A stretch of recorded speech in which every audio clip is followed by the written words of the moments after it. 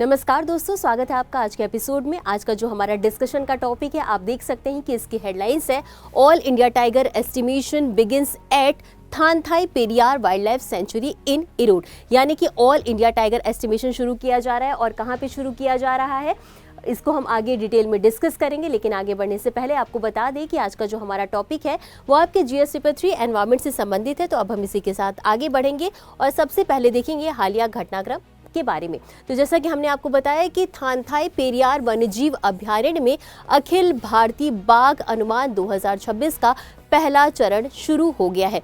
यानी कि all India tiger estimation यानी अखिल भारतीय बाघ अनुमान 2026 का सर्वेक्षण शुरू किया जा रहा है। और ये कहाँ से शुरू किया जा रहा है? थानथाई पेरियार वन्यजीव अभयारण्य से।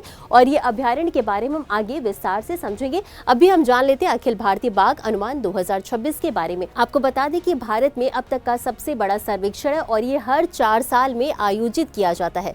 वहीं 2026 यानी कि इस साल की जो गणना हो रही है उसमें 2026 की जनगणना में 58 बाघ अभयारण्यों का मूल्यांकन किया जाएगा और उसके बाद रिपोर्ट प्रकाशित की जाएगी। तो इसी के साथ हम आगे बढ़ेंगे और इससे संबंधित सर्वेक्षण से संबंधित कुछ और बिंदुओं के बारे में भी हम डिस्कस कर लेते हैं। तो सबसे पहले हम ये समझेंगे कि ये जो पूरा सर्वेक्षण है इसका प्रोसेस क्या है। तो आपको बता दें कि जो सर्वेक्षण है ये 12 जनवरी से 31 जनवरी तक चलेगा। यानी कि 12 जनवरी से इसकी शुरुआत देखने को मिलेगी। इसी के साथ वन विभाग के कर्मचारियों को सबसे पहले वन्यजीव गणना विधियों का प्रशिक्षण दिया जाएगा। और ये जो पूरा एरिया है इसमें इरोड मंडल के अंतर्गत 4 वन क्षेत्र आते हैं। वो 4 वन क्षेत्र कौन कौन से हैं? ये है अंथियूर, बरगुर, चेन्नमपत्ती और थट्टाकराई। ये 4 वन क्षेत्र हैं, इनका भी सर्वेक्षण किया जाएगा इसमें। और अब हम समझेंगे जनगणना विधि के बारे में। तो पहले 3 दिन क्या किया जाएगा उसके बारे में हम समझ लेते हैं।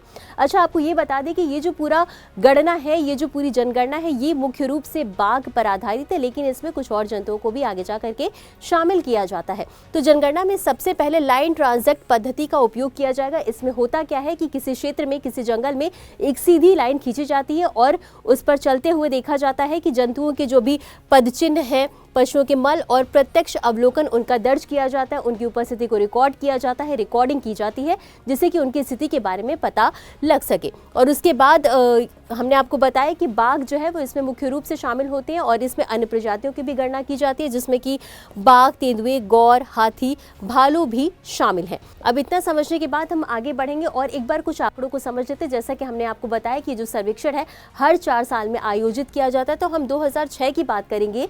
तो 2006 में जब ये गणना हुई थी तो उस टाइम टाइगर की संख्या 1411 थी। फिर उसके बाद 4 साल बाद आप देखेंगे कि 2010 में ये गणना हुई और उस टाइम पर 1706 टाइगर पाए गए। और उसके बाद 2014 में गणना हुई 4 साल बाद, जब 2226 टाइगर्स पाए गए। और 2018 में कुल 2967 टाइगर मिले और 2022 में जो गणना हुई उसमें 3682 टाइगर्स मिले। और इसके बाद जो गणना होगी वो 2026 में होगी।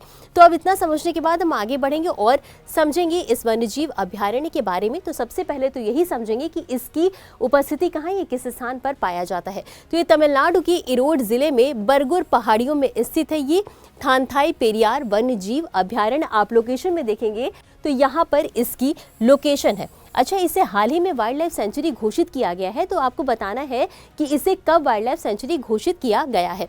अब ये जो पूरा अभयारण्य ये लगभग 801 वर्ग किलोमीटर क्षेत्र में फैला है। और इसी के साथ ये तमिलनाडु के सत्यमंगलम टाइगर रिजर्व, कर्नाटक के माले महादेश्वरा वन्यजीव अभयारण्य और कावेरी वन्यजीव अभयारण्य के बीच स्थित है। अब आप मैप उठा करके देखेंगे इनकी लोकेशन क्या है और उसके बाद ये जो थानथाई पेरियार वन्यजीव अभयारण्य इसकी लोकेशन भी देखेंगे। और इसी के साथ ये जो अभयारण्य वो नीलगिरी हाथी रिजर्व का भी एक हिस्सा है।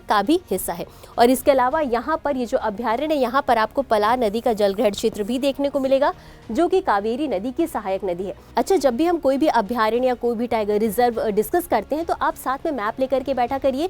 तो जैसे जैसे हम रिवर्स के बारे में बताते हैं आप एक बार मैप पर वो रिवाइज कर लिया करिए। पहाड़ों के बारे में बताते हैं, पहाड़ों के बारे में रिवाइज कर लिया करिए। साथ ही साथ और कौन कौन से वन्यजीव अभयारण्य है या टाइगर रिजर्व है उनके बारे में भी आप मैप में साथ साथ देखते रहेंगे तो आपके लिए रिवाइज करना आसान हो जाएगा, आपके लिए याद रखना काफ़ी आसान हो जाएगा। तो अब इतना समझने के बाद हम आगे बढ़ेंगे और कुछ और महत्वपूर्ण बिंदुओं को भी समझ लेते हैं। तो ये जो अभ्यारण्य है इसे राष्ट्रीय बाघ संरक्षण प्राधिकरण यानी NTCA के द्वारा मान्यता प्राप्त है। अब यहाँ की जैव विविधता के बारे में बात कर लेते हैं, तो सबसे पहले हम जानेंगे जीव जंतु के बारे में। तो यहाँ पर हाथी और भारतीय गौर पाए जाते हैं, साथ ही साथ इनके अलावा यहाँ पर बड़े शाकाहारी जानवर भी पाए जाते हैं। और स्तनधारियों की बात कर ले तो यहाँ पर 21 स्तनधारियों की प्रजाति पाई जाती है, पक्षियों की 136 प्रजातियां पाई जाती हैं और तितलियों की कुल 118 प्रजातियां पाई जाती हैं। तो ये था आज का हमारा पूरा डिस्कशन का टॉपिक। अब बारी है इससे जुड़े अभ्यास प्रश्न को देखने की। तो प्रश्न है, थानथाई पेरियार वन्यजीव अभ्यारण्य के संबंध में निम्नलिखित कथनों पर विचार कीजिए।